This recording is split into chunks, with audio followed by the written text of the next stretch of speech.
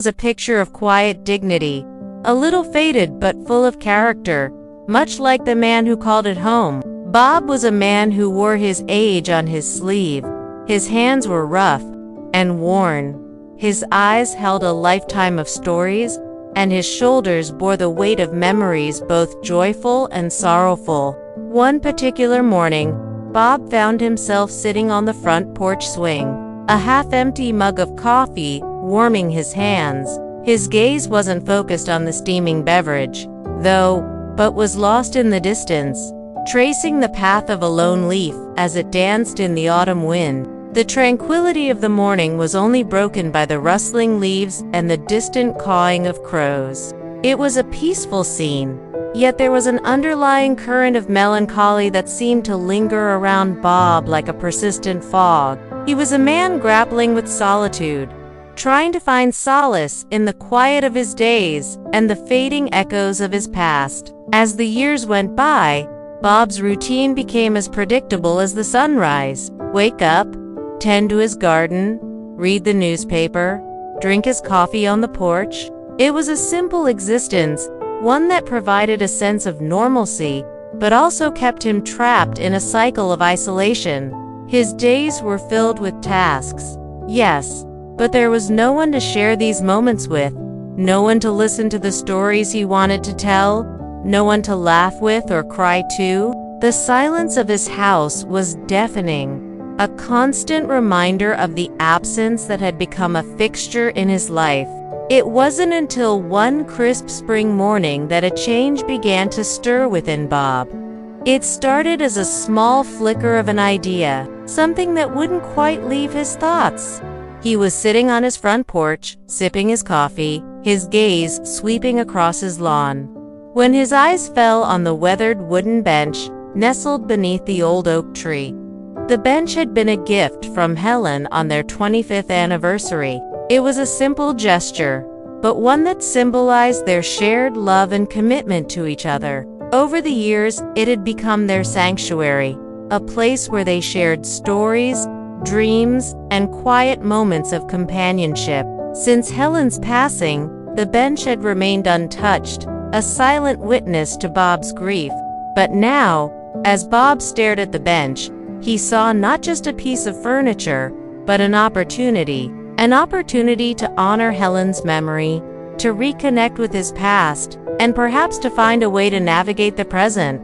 With a mix of determination and uncertainty, Bob rose from the porch swing, his joints protesting the sudden movement after years of inactivity. He walked slowly toward the bench, his shadow stretching long in the morning sun. As he sat down on the bench, the wood creaking beneath him, he felt a rush of emotions, a mixture of sadness, nostalgia, and a faint glimmer of hope.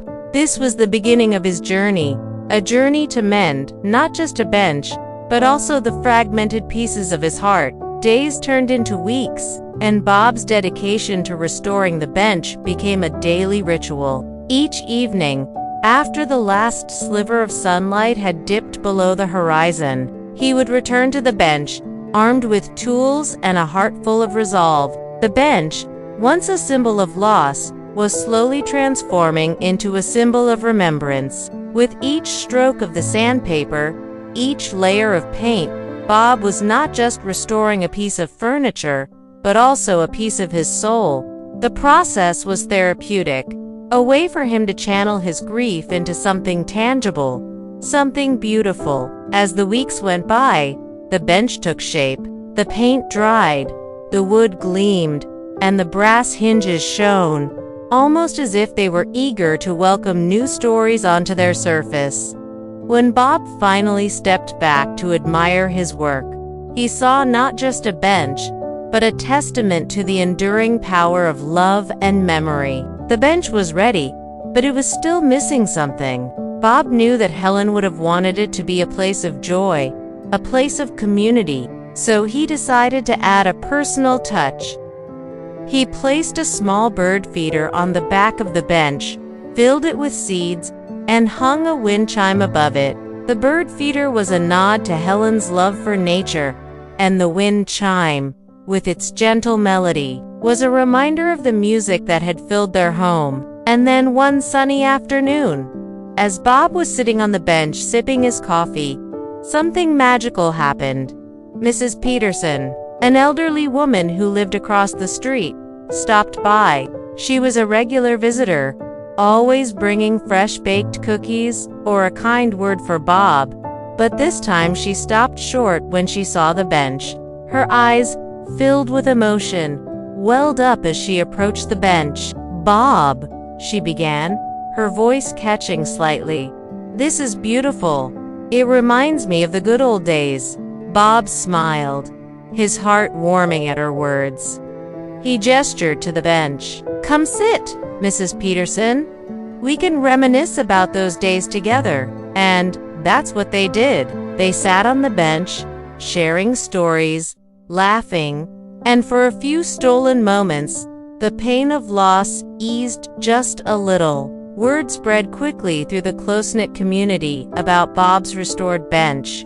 Soon, others began stopping by to admire it, to reminisce about the past, and most importantly, to share the company of a friend. Teenagers would stop by after school, their laughter echoing on the porch. Parents would bring their children, teaching them the art of sharing and kindness. Even the local carpenter dropped by, offering his services for any future projects. Bob's porch, once a place of solitude, was now a hub of activity, a testament to the healing power of community. As seasons changed and the years rolled on, the bench continued to stand strong. It weathered storms, basked in sunshine, and witnessed the changing colors of the leaves. It was a silent observer of lives, stories, and dreams, holding within its sturdy frame the essence of a community that refused to let go of hope,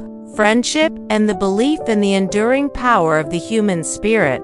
Now, let's talk about some of the important themes in today's story. The story highlights the importance of community and connection. From the moment Bob begins restoring the bench, his home becomes a hub of activity, a place where neighbors come together to share stories, laughter, and support. The story reminds us that even in the quietest of towns, a single act of kindness can be the catalyst for forging deep connections. Next, the story explores the healing power of remembrance and legacy. Bob's decision to restore the bench is not just about preserving a piece of furniture.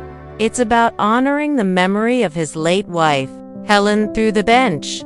He keeps her spirit alive, sharing stories about her with newcomers and remembering their shared past.